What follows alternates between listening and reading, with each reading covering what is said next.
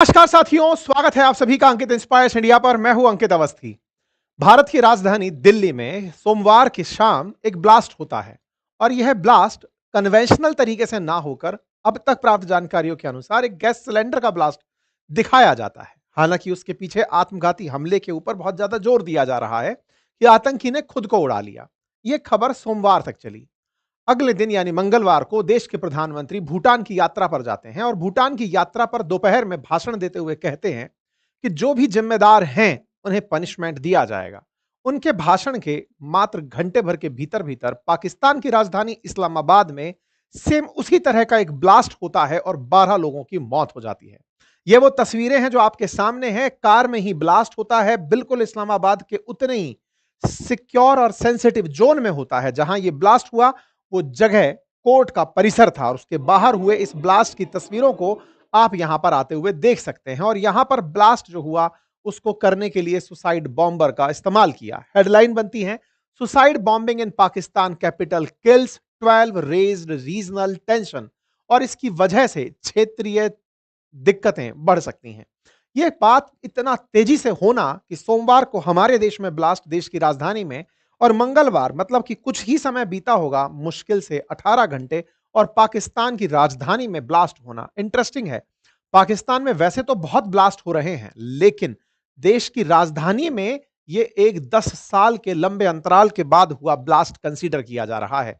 Pakistan in A state of war के अंदर New York times लिखता है, Islamabad is more than A decade, 10 साल से अधिक समय बाद पाकिस्तान की राजधानी इस्लामाबाद में इस लेवल का कोई ब्लास्ट हुआ है।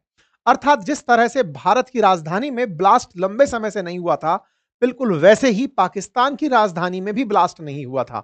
लेकिन सेम इंटेंसिटी, सेम तरीका और ऐसा की ऐसा ब्लास्ट जैसे ही पाकिस्तान में हुआ, पाकिस्तान के प्रधानमंत्री निकल कर आते हैं और बयान देते हैं कि ये तो प्रिडिक्टेबल टैक्टिक थी, हमें पता था कि ऐसा ही होगा, इंडिया इस चीज के लिए जिम्मेदार है, उसने पाकिस्तान पर सेम टाइप का हमला कर दिया है। अर्थात शहबाज शरीफ ने इस आतंकी हमले के लिए भारत को जिम्मेदार ठहरा दिया। हालांकि इनकी बात इनके रक्षा मंत्री से उलट थी। इनके रक्षा मंत्री ने इस बात के लिए जिम्मेदार अफगानिस्तान को ठहराया। लेकिन अगर आसान भाषा में कहे जाए तो पाकिस्तान के लिए फिलहाल भारत और अफगानिस्तान एक जैसे ही हैं। देश के अंदर लाल किले पर हुए हमले के बाद प्रधानमंत्री नरेंद्र मोदी का यह बयान बहुत वायरल हुआ, जिसमें उन्होंने कहा था कि जो भी जिम्मेदार हैं उन्हें पनिशमेंट दिया जाएगा। क्या यह पनिशमेंट के रूप में भारत ने पाकिस्तान में ब्लास्ट करवाया, या फिर यह अफगानिस्तान की तरफ से हुआ ब्लास्ट था, या फिर यह तहरीक तालिबान की तरफ से हुआ ब्लास्ट था, या फिर पाकिस्तान के अंदर ही जो बहुत सारे रीजनल बलूचिस्तान जैसे जो लिबरेशन फोर्स के लोग इन्वॉल्व हैं उनके द्वारा किया गया अटैक था? ये सब जांच के बाद पता चलेगा। लेकिन शुरुआती रूप से इन्होंने तुरंत प्रभाव से इसे भारत पर ढकेल दिया और कहा कि पाकिस्तान की राजधानी में हुआ यह फियादीनी हमला, जिसमें 36 लोग घायल, 12 लोगों की मौत, ये भारत के द्वारा कराया गया। ये कुछ तस्वीरें हैं जिन्हें आप देख सकते हैं और फिर इसके बाद हम इस घटना का विश्लेषण करेंगे। फिलहाल के लिए आप तस्वीरें देख सकते हैं जिनसे पता चलता है कि धमाका बड़ा भीषण था, कोर्ट परिसर में था, लोग वहां पर प्रेजेंट थे, बहुत सारी विजुअल्स उसके निकल कर आ रहे हैं, लोगों में भगदड़ के माहौल कैप्चर हुए हैं। अफगानिस्तान में जिस जगह ये था वो बहुत ही सिक्योर्ड एरिया कहलाता है, जिस जगह इस तरह का हमला हुआ। इससे डरकर पाकिस्तान ने बलूचिस्तान के अंदर पब्लिक ट्रांसपोर्ट पूरी तरह बंद कर दिया है। 12 नवंबर से 14 नवंबर तक बलूचिस्तान एरिया में अब कोई पब्लिक ट्रांसपोर्ट नहीं चलेगा, क्योंकि पहले यहां पर ट्रेन हाईजैक हो गई थी, बसें हाईजैक हो सकती हैं, फौजियों का अपहरण हो सकता है, इसलिए बलूचिस्तान में पूरी तरह से चीजों को रोक दिया गया है। पाकिस्तान ने ये जो भारत पर ब्लेम किया, अब इसके पीछे की कहानी समझिए और फिर हम आगे बढ़ेंगे। देखिए साहब, बात कुछ ऐसे है, हम लोग डोनाल्ड ट्रंप को कितना ही लाइटली लें, लेकिन उस आदमी ने भारत के साथ पाकिस्तान को जिस तरह से रखा है, या फिर यह कहिए कि अंतर्राष्ट्रीय स्तर पर भारत पाकिस्तान को जो ट्रीटमेंट दिया है, वो ये कि मैंने इन दोनों के बीच शांति कराई हुई है। शांति कराने का मतलब है सीज फायर कराया हुआ है, अगर ये सीज फायर तोड़ते हैं तो उनको सीधा सीधा पनिशमेंट मिलेगा। ये बात पाकिस्तान समझ गया था। पाकिस्तान को यह समझ में आ गया था कि डोनाल्ड ट्रंप को हमने उनके हिस्से की रिश्वत पहुंचा दी है, अब वो हमारे हो चुके हैं, ऐसे में हम भारत के अंदर आतंक फैला सकते हैं। पाकिस्तान ने आसिम मुनीर को जिस प्रकार से ट्रंप के साथ कनेक्ट करके रिश्वत पहुंचा करके अपना संरक्षण किया, उसके बाद ये अपने कोर एजेंडा पर निकल पड़े कि भारत में अशांति कैसे फैलाएं। पाकिस्तानियों द्वारा भारत में अशांति फैलाने के लिए पहले बांग्लादेश का उपयोग किया गया। बांग्लादेश के माध्यम से बहुत सारी टेंशंस बांग्लादेशियों में स्लीपर सेल की तरह एक्टिवेट की गई और उसके बाद में जम्मू कश्मीर के अंदर उन लोगों को जिन्हें देखकर इन्हें लगता था कि पहले ये पत्थर फेंक सकते थे या फिर इन पर ट्रस्ट नहीं हो सकता, ये पढ़े लिखे लोग से लगते हैं, उन सबके ब्रेन वॉश किए गए कि तुम लोग जाओ, क्योंकि भारत के अंदर बहुत से शहरों में बहुत सारे कश्मीरी ऐसे हैं जो कि पढ़ते हैं और कश्मीरियों का पढ़ना बहुत अच्छे-अच्छे कॉलेजेस में, यूनिवर्सिटीज में, आप देखिए कि जो परसों पकड़े गए लोग हैं, वो डॉक्टर डिग्री हासिल किए हुए थे, डॉक्टर्स थे, प्रैक्टिशनर डॉक्टर्स थे। मतलब अभी जो फरीदाबाद और दिल्ली के आसपास के क्षेत्रों में जिस तरह के लोगों को गिरफ्तार किया गया, वो एमबीबीएस किए हुए डॉक्टर्स थे। आप इससे अंदाजा लगाइए कि ब्रेन वॉश का स्तर क्या रहा होगा। तो पाकिस्तान ने बाकायदा ये टैक्टिक अपनाते हुए बहुत सारा फंड भारत में अस्थिरता के लिए इन्फ्यूज किया कि चलिए अब भारत की सरकार को गिराते हैं, जो कि उनके हित में नहीं लगती है। ऐसे में पाकिस्तान का ये जो प्रयास था, इसको भारत की जांच एजेंसीज ने पूरी तरह डिफ्यूज कर दिया था। क्यों? क्योंकि हमने हमला होने के एक दिन पहले ही कश्मीर में बड़े स्केल पर रेड की थी। कश्मीर में रिपोर्ट था कि 65 से अधिक जगह पर पुलिस की रेड हुई है, सेना की रेड हुई है, जांच एजेंसीज ने जा जाकर घर तलाशे हैं, जो संदिग्ध थे उन्हें गिरफ्तार किया। उसी से पता चला कि ऐसा ऐसा कुछ फरीदाबाद के अंदर प्लान हो रहा है, वहां से दिल्ली को टारगेट किया जाएगा। यही कारण थी कि जम्मू कश्मीर पुलिस दौड़ करके हरियाणा पुलिस के साथ कोऑर्डिनेशन में आती है और आकर के फरीदाबाद में, वहां पर जहां पर 2900 किलोग्राम के आसपास में मतलब ये विस्फोटक सामग्री रखी थी, रिपोर्ट्स में यह बताया गया था, उसे जब्त किया गया और जिम्मेदारों को गिरफ्तार किया गया। इसी बीच में यह कहा जा रहा है कि वो व्यक्ति जिसने कार में ब्लास्ट किया, वो खुद कार में बैठा रहा और उसने प्लान फेल होने पर खुद को ही उड़ा दिया और इसी के चलते लाल किले के ऊपर इस तरह का हादसा हुआ। ये पूरी घटना पाकिस्तान प्रायोजित थी, क्योंकि उसने इसे करने के लिए भारत में ही लोगों को उकसाया। अब एक यहां पर इंटरेस्टिंग फैक्ट है, भारत ने सोमवार से लेकर के मंगलवार तक इस बारे में, और अब तो हम बुधवार में आ गए हैं, अभी तक पाकिस्तान का नाम क्यों नहीं लिया? देखिए, इसके पीछे का एक बड़ा कारण है। भारत ने इसे अभी तक आतंकी हमला शब्द करार नहीं दिया गया है। अभी भी दिल्ली के अंदर ब्लास्ट तो आ रहा है, लेकिन टेरर शब्द नहीं आ रहा है। किसी भी मीडिया चैनल पर आपको टेरर चलता हुआ नहीं दिख रहा होगा। क्यों नहीं हो रहा है? क्योंकि भारत ने स्पष्ट किया था कि अगर हमारे ऊपर आतंकी हमला होता है, तो यह आतंकी हमला पाकिस्तान ने ही कराया है, यही हम मानेंगे।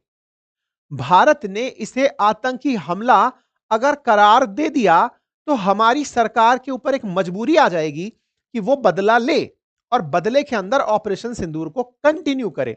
पाकिस्तान में बैठी सेना ये चाहती है कि भारत उकसावे में आकर के पाकिस्तान से युद्ध करे या भारत पाकिस्तान के बीच फिर से टेंशन बढ़े, क्योंकि पाकिस्तान की सेना का बजट तभी बढ़ सकता है जब भारत और पाकिस्तान उलझे रहें। पाकिस्तान को अपनी सारी प्राथमिकताओं से ज्यादा बड़ी प्राथमिकता फिर सेना लगने लगेगी यदि ये दोनों की उकसावे की कार्रवाई सफल होती है। तो पाकिस्तानी सेना ने इस काम को करा के भारत को उकसाने का प्रयास किया, और वो जो उकसावा था वो इस बात के लिए कि एक बार आप युद्ध में तैयार होकर के वापस आ जाओ, हमें मतलब नहीं है कि हम हारेंगे या जीतेंगे, हमारा मकसद सिर्फ इतना है कि इसके माध्यम से हम फील्ड मार्शल को अमर कर जाएंगे, शहबाज शरीफ भी पद पर बने रहेंगे और फील्ड मार्शल के लिए जो इनकी सदन के अंदर एक बिल पास होना था वो हो जाएगा, और वो कल हो भी गया। कुल मिलाकर के ये सत्ता को बहुत ज्यादा पावर दिलाने के लिए, सेना को बहुत ज्यादा पावर दिलाने के लिए प्रयासरत थे। तो ये सेना का किया गया एक ऑपरेशन था जो भारत में एग्जीक्यूट हुआ, लेकिन भारत सरकार ने यहां पर एक समझदारी दिखाई।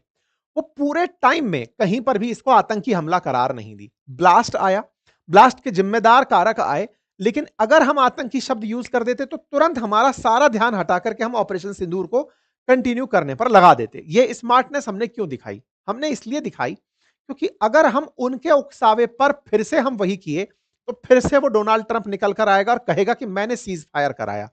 भारत इस बार समझ गया था कि उनको जवाब उन्हीं की भाषा में देना होगा। मुत्तकी की जो 7 दिवसीय भारत यात्रा थी, अफगानिस्तान के विदेश मंत्री की जो 7 दिवसीय भारत यात्रा थी, वो यूं ही नहीं थी। ऑपरेशन सिंदूर के बाद दूसरे रास्तों पर भी चर्चाएं रही होंगी।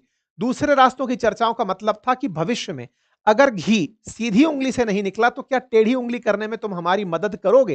ये कुछ वैसी मीटिंग भारत और अफगानिस्तान के बीच रही होगी, ऐसा जानकारों का मानना है। जानकारों का यह भी कहना है कि अफगानिस्तान ने यह सारी जिम्मेदारी इसलिए भी निभाई क्योंकि पाकिस्तान अफगानिस्तान पर हमलावर हो रखा था, बहुत ज्यादा चढ़ रहा था कि हम तुम्हें बर्बाद कर देंगे। ऐसी स्थिति में अफगानिस्तान इस तरह के हमले को कर सकता है। इस तरह की बातें पाकिस्तान में चर्चा का विषय है। कहां से चर्चा की आई?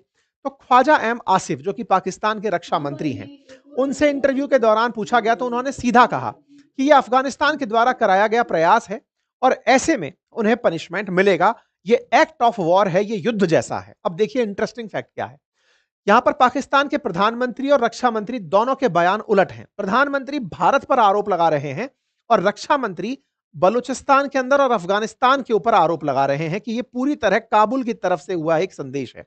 अर्थात एक पाकिस्तान की बात कर रहा है, एक अफगानिस्तान की बात कर रहा है। पहले तो दोनों में ही सामंजस्य नहीं है, लेकिन फिर भी यह तय है कि अगर अफगानिस्तान ने भी किया होगा तो वो भारत के कहने पर किया होगा, ऐसा इनके प्रधानमंत्री को लगता है। अब आपके दिमाग में एक सवाल आना चाहिए, सर ये तो भारत ने बहुत बढ़िया काम कर दिया कि ऐसा करके भारत ने पाकिस्तान को तुरंत सेम टाइम पर पनिशमेंट दे दिया।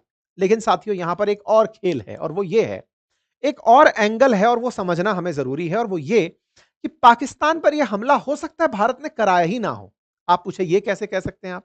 ये इसलिए कहा जा रहा है क्योंकि पाकिस्तान की सेना चाहती थी कि भारत में अशांति हो और भारत पाकिस्तान से लड़ने के लिए आगे आए। इसी बात के ऊपर पाकिस्तान की सेना ने अपने देश में भी ब्लास्ट कर लिया हो, क्योंकि पाकिस्तान की सेना किसी भी हद तक जा सकती है, एक नंबर की झूठी सेना है। अफगानिस्तान ने उसे बहुत बार नकाब किया, उतारा है उसका, हमने तो पैंट ही उतार दी थी 90,000 पाकिस्तानियों की।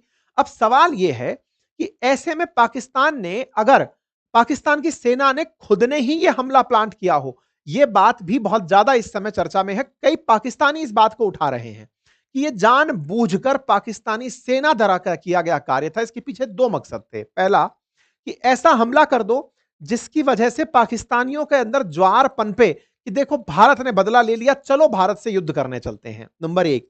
नंबर दूसरा, यह भी हो सकता है कि एक बार भारत को उकसा तो दिया, उकसाने के नाम पर डर का माहौल बनाकर पाकिस्तान की सरकार से सेना अध्यक्ष ने ज्यादा पावर ले ली, लेकिन वहीं कहीं भारत वाकई में हमला ना कर दे, पब्लिक सेंटीमेंट को बचाए रखने के लिए खुद के यहां पर ब्लास्ट करा लिया। ये कई तरह की थ्योरीज हैं साथियों, इनमें से कुछ भी सच हो सकता है और कुछ भी सच ना हो, लेकिन रूमर्स इन्हीं चीजों के अराउंड चल रहे हैं। एक तरफ प्रधानमंत्री है जो भारत को ब्लेम कर रहे हैं, रक्षा मंत्री काबुल को ब्लेम कर रहे हैं, और आसिफ मुनीर जिन पर आरोप है कि वो खुद ही ये हमला कराए हो सकते हैं। जब आसिफ मुनीर से ये पूछा, या इनके रक्षा मंत्री से ये पूछा गया, तो उन्होंने कहा कि हाँ भाई, इसमें अफगानिस्तान द्वारा किया जा सकता है और इसके लिए हम अफगानिस्तान पर स्ट्राइक कर सकते हैं। अफगानिस्तान अचानक पाकिस्तान का इतना बड़ा दुश्मन कैसे बन गया? तो इसके पीछे लोगों की केमिस्ट्री यही है कि भारत ने जो आमिर खान मुत्तकी यानी कि अफगानिस्तान से विदेश मंत्री आए थे, उनका जो सादर सत्कार किया, उसके बाद में वो भारत के हो लिए। परिणाम यह निकला कि अफगानिस्तान पाकिस्तान तब से भिड़े पड़े हैं और उस पर हमने कईयों बार सेशन किए हैं। यही कारण है कि भारत में हुआ जो आतंकी हमला था, जिसके बाद में भारत ने जो ऑपरेशन सिंदूर किया, उस समय अफगानिस्तान भारत के साथ रहा और भारत ने पाकिस्तान को माकूल जवाब देते हुए इनके बहुत से ठिकाने मिटाए। ऑपरेशन सिंदूर पर सीज फायर का तो क्रेडिट ट्रंप ले गए, लेकिन भारत के द्वारा स्पष्ट रूप से बहुत संदेश दिया गया कि ऑपरेशन सिंदूर रुका नहीं है।